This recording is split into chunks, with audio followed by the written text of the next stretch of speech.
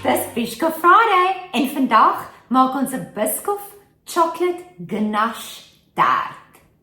Soos altyd, welkom terug en maak seker jy subscribe sodat jy nie 'n episode misloop nie. En as jy nog nie vir jou sweet shopper aangeskaf het om koekies te doen nie, mis jy seriously uit. Jy kan hierdie taart met tennis biscuits of enige ander koekies maak, maar obviously dis Biscoff Friday, so ek maak dit met Biscoff. Jy maak 'n gewone taartkors, smelt jou Biscoff en gooi dit oor jou taartkors en dan sit jy hom in die yskas terwyl jy die chocolate ganache aanmaak. Vir die chocolate ganache gooi jy jou room, jou Biscoff, jou botter, dark chocolate en dairy milk chocolate by.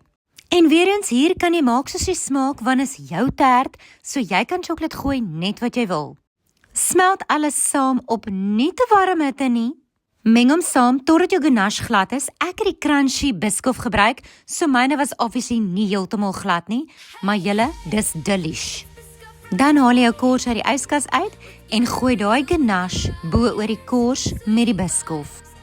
En dis mos jou taart, so jy dekoreer vir hom soos wat jy wil. Ek is nie fancy nie, ek het sommer net van die oorblyfsel koekies en 'n bietjie van die Biscoff bo-op gesit. Die saadste gedeelte, nou moet hierdie ouetjie vir 2 ure in die yskas wag voordat jy hom kan sny.